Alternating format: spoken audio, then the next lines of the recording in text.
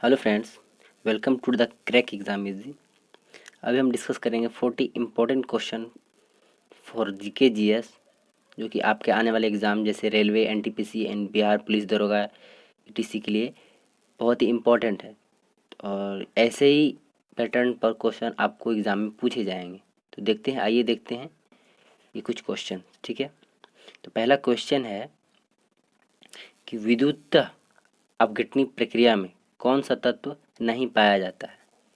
विद्युत अपघटनी प्रक्रिया में कौन सा तत्व नहीं पाया जाता है, तो लोहा। लोहा नहीं पाया जाता है विद्युत अपघटनी प्रक्रिया में। ठीक है, नेक्स्ट क्वेश्चन है धातु की वह खासियत, धातु की वह खासियत जिससे इसे तारों में खींचा जा सकता है, क्या कहलाता है। धातु की वह खासियत जिससे इसे तारों में खींचा जा सकता है, तो इसका आंसर होगा डक्टाइल, जिसको हम लोग जानते हैं क्या कहते हैं, इसको हम लोग तन्यता कहते हैं। क्या कहते हैं, तन्यता। और धातु को पीट कर पतला चादर बनाया जाता है, तो उसको हम लोग क्या करते हैं, आघातवर्धता कहते हैं। ठीक है, नेक्स्ट क्वेश्चन है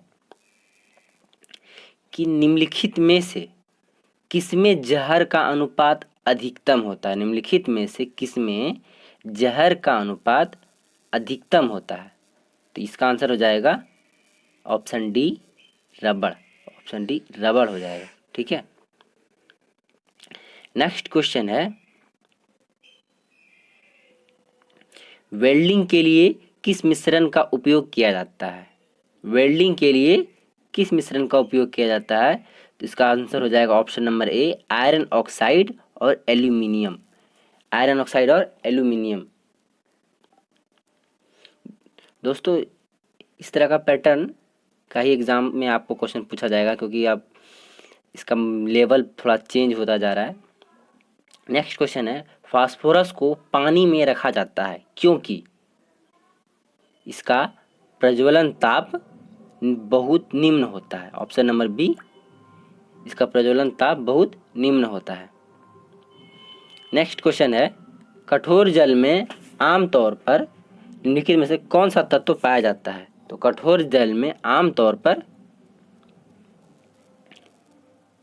कैल्शियम पाया जाता है। ठीक है, ऑप्शन नंबर ए, कैल्शियम पाया जाता है। नेक्स्ट क्वेश्चन है पृथ्वी का पलायन वेग का मान कितना होता है। तो पृथ्वी का पलायन वेग का मान, ध्यान दीजिएगा, इसमें सभी ऑप्शन में सिमिलरिटी दिख रही है कुछ कुछ, लेकिन ऑप्शन सब अलग अलग हैं। ध्यान दीजिएगा, इसका है 11.2 kilometre per hour. Option number इसका डी सही होगा, क्योंकि जहाँ भी देखते हैं 11.2 वहीं पे टिक करके आ जाते हैं। यही प्रॉब्लम है, इसी कारण विद्यार्थियों का क्वेश्चन और आंसर गलती होता है। ठीक है, नेक्स्ट क्वेश्चन है साइरस शब्द का अर्थ क्या है। साइरस शब्द का अर्थ है, इसका आंसर हो जाएगा ऑप्शन नंबर ए, कम ऊंचाई पर, ऊंचाई वाले बादल, जो कम ऊंचाई पर जो बादल होते हैं उसको हम लोग साइरस कहते हैं। ऑप्शन नंबर ए इसका सही आंसर हो जाएगा। नेक्स्ट क्वेश्चन है लोगों की किस रक्त समूह को सार्वभौमिक दाता कहा जाता है। यहाँ पर सार्वभौमिक दिया गया है, कहीं सार्वत्रिक भी दिया जाता है, तो ध्यान दीजिएगा, उसमें कंफ्यूज नहीं होना है। तो इसका आंसर हो जाएगा option number A. Option number A, option number A यानी कि O, O group. Option number A बोल रहा हूँ, ए नहीं। ठीक है, ओ ग्रुप को ही सार्वभौमिक रक्तदाता कहा जाता है और ए बी को सर्वग्राही कहा जाता है। ठीक है, क्योंकि ओ वाला, ओ ब्लड ग्रुप जिसका होता है वो किसी को भी दे सकते हैं, किसी से ले नहीं सकते हैं। और ए बी जिसका ग्रुप होता है वो किसी से भी ले सकते हैं, लेकिन किसी को दे नहीं सकते हैं। ठीक है, हमें घर के बाहर रसोई से गर्म भोजन की गंध किस वजह से आती है। हमें घर के बाहर रसोई से गर्म भोजन की गंध किस वजह से आती है, तो इसका आंसर हो जाएगा वाष्पीकरण। सॉरी गलती हो गया, प्रसार। प्रसार के कारण, ऑप्शन नंबर सी, प्रसार के कारण आता है। माफ कीजिएगा, गलती हो गया, प्रसार के कारण गर्म भोजन की गंध आती है। ठीक है, नेक्स्ट क्वेश्चन है निम्नलिखित में से कौन सी ध्वनि पीच उत्पन्न करती है। कौन सी ध्वनि पीच उत्पन्न करती है, तो इसका हो जाएगा ऑप्शन नंबर बी, आवृत्ति, आवृत्ति है जो कि ध्वनि की पिच निर्धारित करती है। ठीक है। फ्लेमिंग के दाएं हाथ का नियम का उपयोग किसकी दिशा ज्ञात करने के लिए किया जाता है? तो प्रेरित धारा, ऑप्शन नंबर सी इसका आंसर हो जाएगा। इसकी दिशा ज्ञात करने के लिए किया जाता है। ठीक है। नेक्स्ट क्वेश्चन है, मुख से निकली लार का पाचन करती है। किसका पाचन करती है? मुख से निकली लार पाचन करती है किसका? तो ऑप्शन नंबर बी इसका सही हो जाएगा, मंड। ऑप्शन नंबर बी यानी मंड, जिसको हम लोग स्टार्च कहते हैं, ऑप्शन नंबर बी इसका सही आंसर हो जाएगा। मनुष्य के खून का पीएच होता है, ध्यान दीजिएगा, मनुष्य के खून का पीएच होता है कम क्षारीय। ठीक है। ऑप्शन नंबर सी यानी तीसरा इसका आंसर हो जाएगा। ठीक है। मानव के कायिक कोशिका, ध्यान दीजिएगा, ये क्वेश्चन बहुत ही आपको मतलब फंसाने वाला क्वेश्चन है, मतलब इसी में विद्यार्थी कंफ्यूज हो जाते हैं। इसमें जोड़ दिया गया है कि मानव के कायिक कोशिका में गुणसूत्र कितने होते हैं। इसमें कंफ्यूज होने का कोई ज़रूरत नहीं है। इसमें आपको सीधा यानी कि पूछा गया कि मानव में कितने गुणसूत्र होते हैं। ठीक है।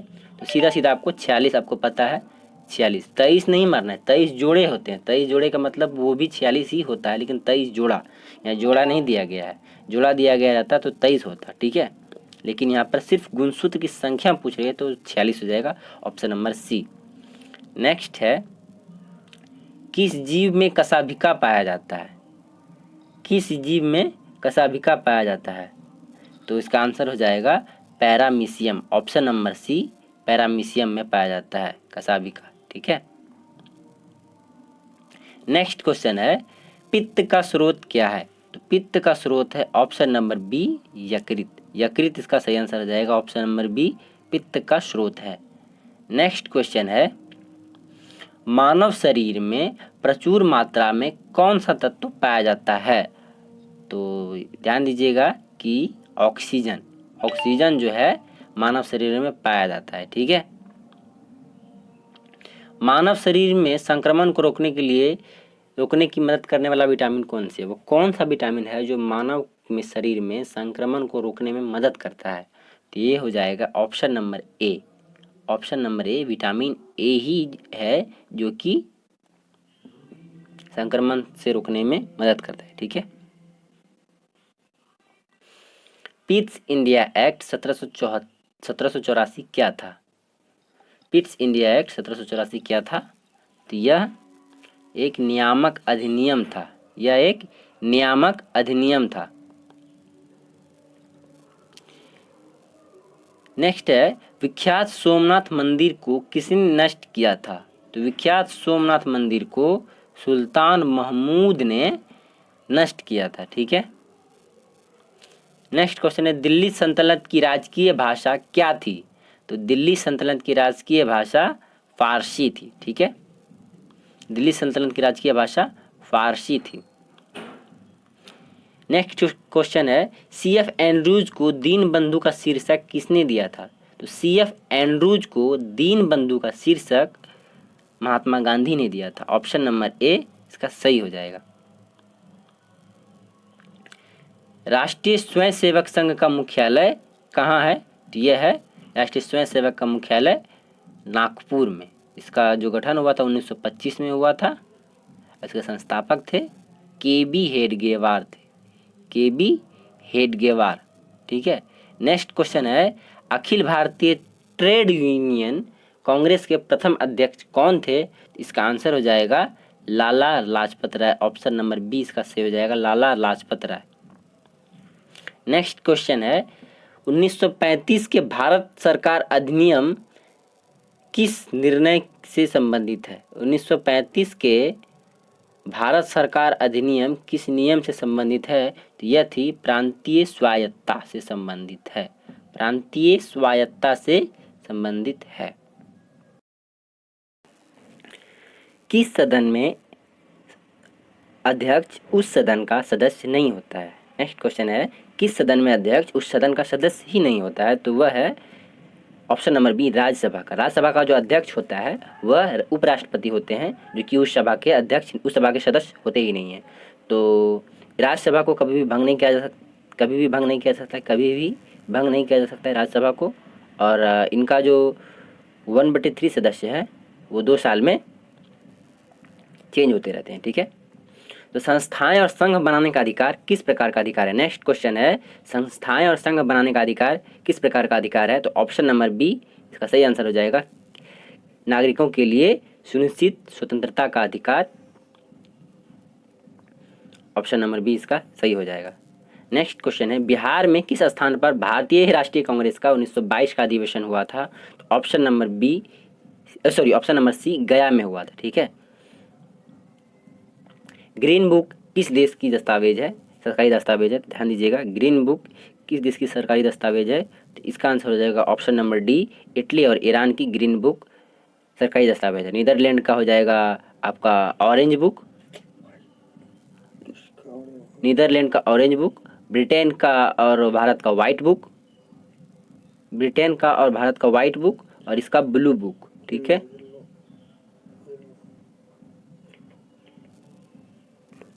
और नहीं तो चलिए ठीक है, वह पहला राज्य कौन सा है जिसने परसिमन के अधीन मतदान करवाया था? वह पहला राज्य कौन सा है जिसने परसिमन के अधीन मतदान करवाया था? इसका आंसर हो जाएगा, तो इसका आंसर हो जाएगा option number C Karnataka. Karnataka ही वो पहला राज्य है जिसने परसिमन के अधीन मतदान करवाया था। राज्य के लिए निर्वाचन याचिका निर्णय करने का अधिकार किसको है? ध्यान दीजिएगा, ये बहुत इंपॉर्टेंट क्वेश्चन, ये क्वेश्चन पिछले वर्ष पूछा गया था और भी कई एग्जामों में इसको देखा गया है। ठीक है, तो इसका आंसर हो जाएगा, सभी इसमें कंफ्यूज करके क्या मार देंगे, ऑप्शन नंबर डी मार दें, लेकिन डी बिल्कुल ही गलत है, डी होगा ही नहीं। इसका आंसर हो जाएगा ऑप्शन नंबर सी उच्च न्यायालय। उच्च न्यायालय के लिए राज्य के लिए निर्वाचन याचिका निर्णय करने का अधिकार है। ठीक है, नेक्स्ट क्वेश्चन है, किस अधिनियम द्वारा मुस्लिम समुदाय के लिए पृथक प्रतिनिधित्व की घोषणा की गई थी? तो ऑप्शन नंबर सी इसका आंसर हो जाएगा, भारत परिषद अधिनियम 1909 के तहत मुस्लिम समुदाय के लिए पृथक प्रतिनिधित्व की व्यवस्था की गई थी। नेक्स्ट क्वेश्चन है, राजनीति का निम्नलिखित में से कौन सा एक दिशा निर्देशक सिद्धांत महात्मा गांधी के दर्शन से जुड़ा हुआ है? तो इसका आंसर हो जाएगा ऑप्शन नंबर बी, ग्राम पंचायतों की स्थापना। ग्राम पंचायतों की स्थापना महात्मा गांधी के एक दिशा निर्देशक सिद्धांत से जुड़ा हुआ है। नेक्स्ट क्वेश्चन है, निम्नलिखित में से कौन सा राष्ट्रीय आय का भाग नहीं है? तो इसका आंसर हो जाएगा ऑप्शन नंबर डी, राष्ट्रीय आय पर ब्याज। राष्ट्रीय आय पर ब्याज राष्ट्रीय आय का भाग नहीं है, क्योंकि किसी भी चीज़ पर ब्याज लगते रहेगा तो उसको राष्ट्रीय आय में दोहरी गणना माना जाएगा। ठीक है, नेक्स्ट क्वेश्चन है, वह कौन सी पंचवर्षीय योजना है जो कि केवल 4 वर्षों की थी? ये बहुत ही इंपॉर्टेंट क्वेश्चन है, क्योंकि ये क्वेश्चन भी पहले पूछा गया है। जितने भी क्वेश्चन अभी इस सेशन में दिखाए जा रहे हैं वो सारे ही प्रीवियस ईयर के हैं और बहुत ही इंपॉर्टेंट है। नेक्स्ट क्वेश्चन है, कौन सी पंचवर्षीय योजना केवल 4 वर्ष की थी? तो इसका आंसर हो जाएगा ऑप्शन नंबर सी, 5वीं पंचवर्षीय योजना केवल 4 वर्ष की थी।